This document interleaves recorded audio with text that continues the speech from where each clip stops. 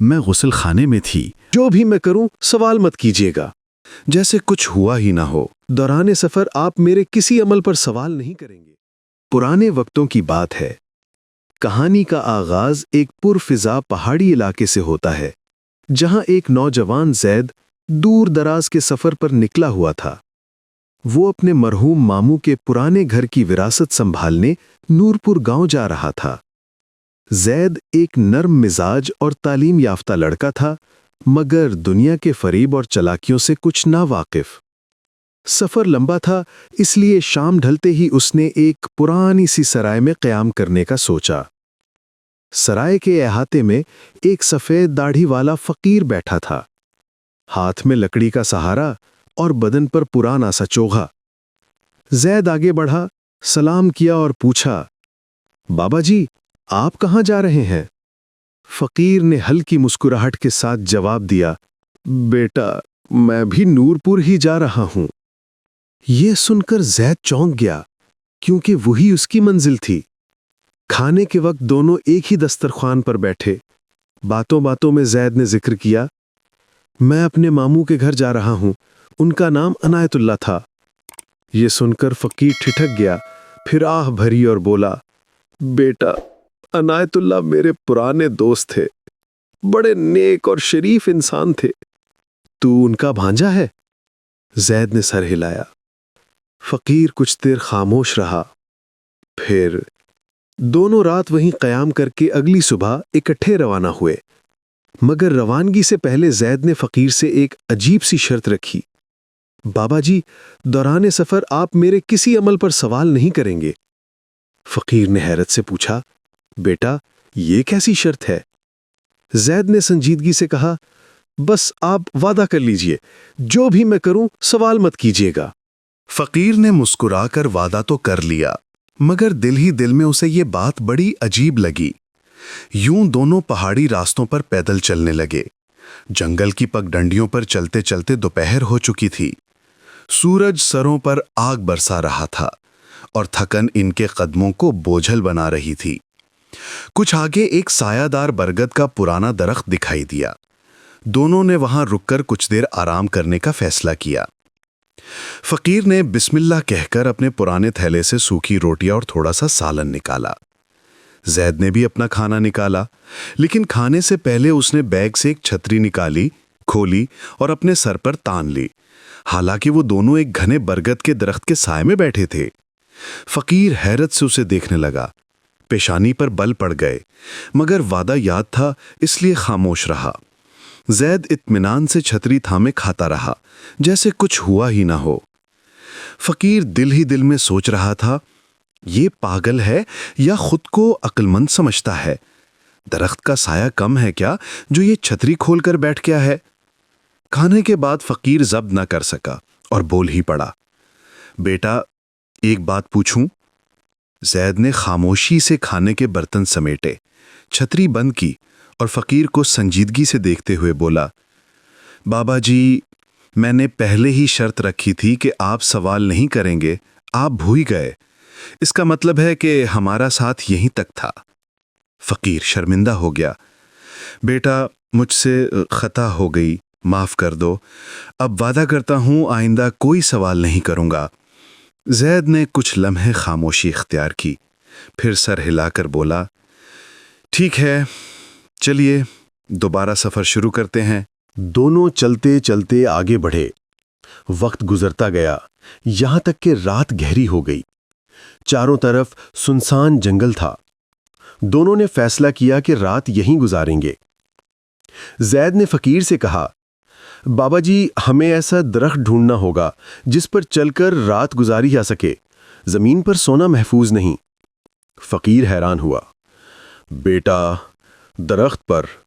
मैं तो बड़ा आदमी हूं, मेरे लिए ऊपर चढ़ना मुश्किल होगा। ज़ैद ने मुस्कुराकर उसे शर्त याद दिलाई। फकीर बेबसी से खामोश हो गया और मान गया। ज़ैद ने एक मजबूत टहनी तलाश की, फकीर को सहारा देकर ऊपर चढ़ाया, फिर खुद भी दरख्त पर चढ़ गया। दोनों तने से टेक लगाकर बैठ गए। हल्की हल्की हवा चल रही थी।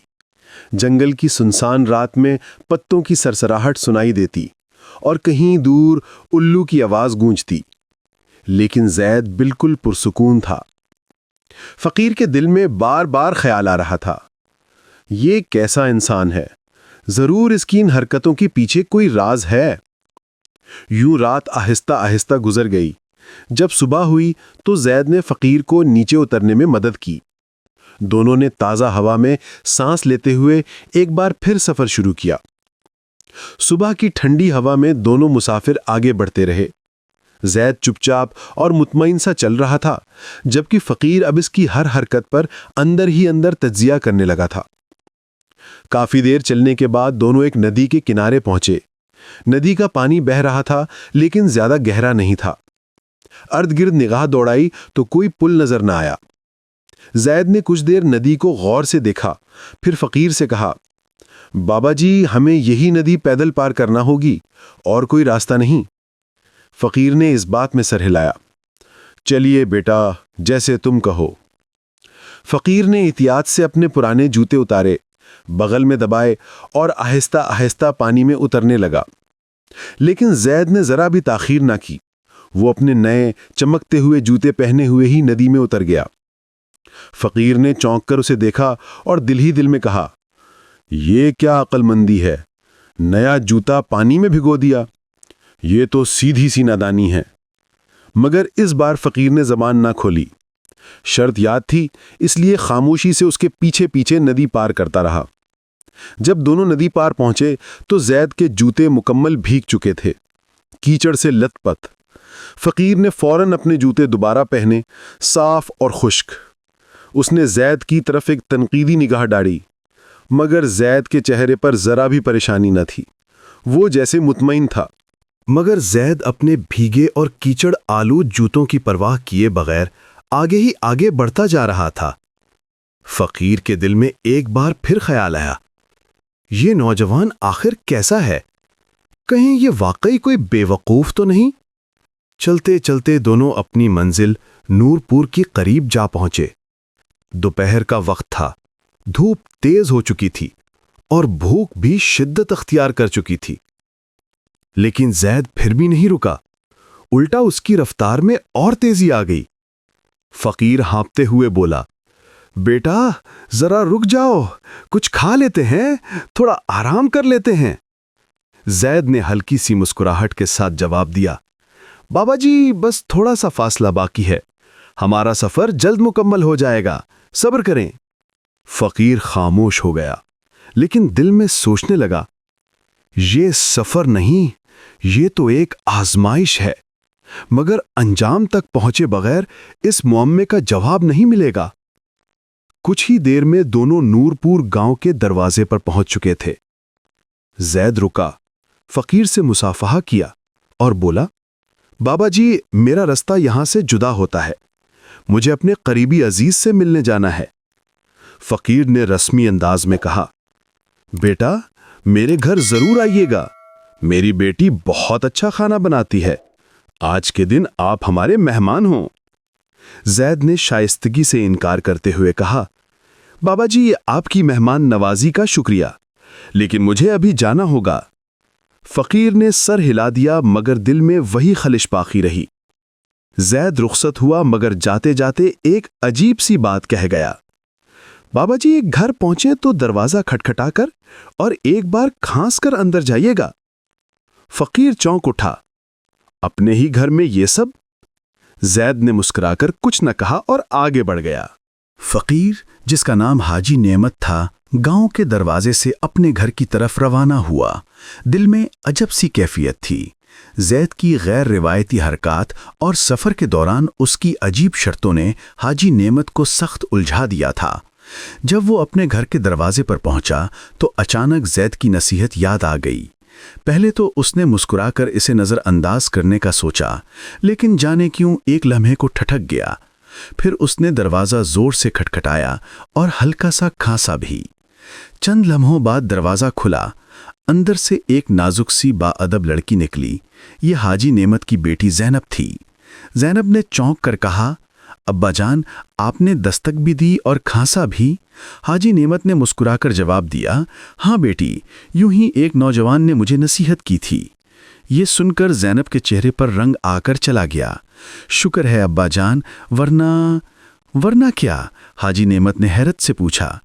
زینب نے جھجکتے ہوئے کہا، ابا میں غسل خانے میں تھی، اگر آپ بغیر اطلاع کے اندر آ جاتے تو میں گھبرا جاتی۔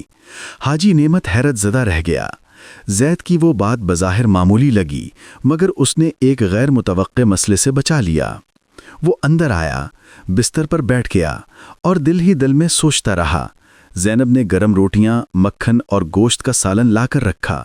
باپ بیٹی ساتھ بیٹھ کر کھانے لگے۔ حاجی نعمت نے سارا سفر زید کی باتیں زینب کو سنائیں، چھتری، درخت پر رات گزارنے اور ندی پار کرنے کے سب واقعات۔ زینب بڑی توجہ سے سنتی رہی، پھر دھیرے سے بولی، ابا جان، وہ نوجوان بے وقوف نہیں تھا بلکہ بہت سمجھدار تھا۔ حاجی نعمت نے چونک کر کہا، سمجھدار؟ زینب مسکرا کر بولی، جی ہاں۔ دیکھیں، جس نے سائے میں بیٹھ کر بھی چھتری کھولی، وہ اس لیے تھا کہ اوپر بیٹھی چڑیاں یا پرندے کھانے میں کچھ نہ گرا دیں۔ یہ ایک احتیاط تھی۔ رات درخت پر گزارنے کی ضد اس لیے تھی کہ نیچے سانپ، بچھو یا جنگلی جانور حملہ کر سکتے تھے، یہ بھی حکمت تھی۔ اور ندی میں جوتے نہ اتارنا، شاید وہ اپنی جان کو زیادہ محفوظ رکھنا چاہتا تھا۔ اگر جوتے بہہ جاتے یا پاؤں زخمی ہو جاتا تو جان کا خطرہ تھا۔ یہ بھی ایک عقلمندی تھی، ایک قربانی تھی۔ حاجی نعمت پہلی بار خاموش ہو گیا، ان باتوں پر غور کرنے لگا۔ زینب نے دھیرے سے کہا، ابا، اگر وہ نوجوان اب یہاں سے جا چکا ہوا تو افسوس ہوگا، اور اگر ابھی ہے تو اسے ضرور کھانے پر بلائیے۔ حاجی نعمت نے مسکرا کر کہا، بیٹی، تم نے میری آنکھیں کھول دی ہیں۔ اگر وہ نوجوان سرائے میں ہوا تو میں خود جا کر اسے دعوت دوں گا۔ زینب کے چہرے پر مسکراہٹ پھیل گئی۔ اگلی صبح سویرے ہی حاجی نعمت سرائی کی طرف روانہ ہو گیا۔ دل ہی دل میں دعا کر رہا تھا کہ زید ابھی وہیں ہو۔ گاؤں کی پرانی سی سرائے، جو صدیوں سے مسافروں کا ٹھکانہ بنی ہوئی تھی، دور سے ہی نظر آنے لگی۔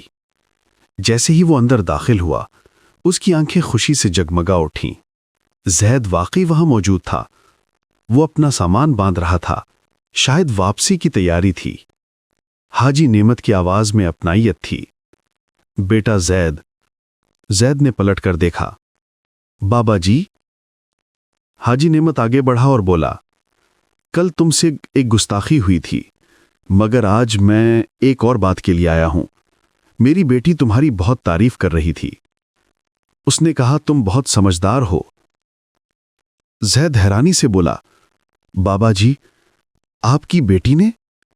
حاجی نعمت نے اس بات میں سر ہلایا، ہاں بیٹا، اور اس نے یہ خواہش بھی کی ہے کہ تم ہمارے گھر ایک بار مہمان بنو، صرف کھانے کے لیے آؤ، پھر چاہو تو سرائے واپس چلے جانا۔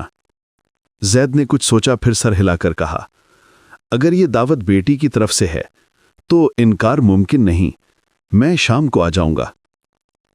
شام کو زید ان کے گھر پہنچا۔ حاجی نعمت نے دروازہ خود کھولا اور نہایت عزت و احترام سے زید کو اندر بلایا۔ زینب نے اندر بیٹھک میں کھانے کا انتظام کیا ہوا تھا۔ کھانے کی خوشبو سے گھر مہک رہا تھا۔ گوشت، کباب، چپاتیاں، سب کچھ تیار تھا۔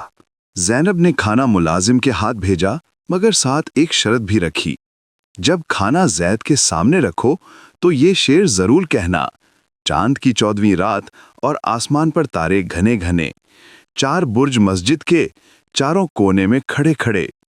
ملازم کھانے کا تھال سنبھال کر اندر چلا گیا۔ جب زید کے سامنے کھانا رکھا تو اس نے شعر پڑھ دیا۔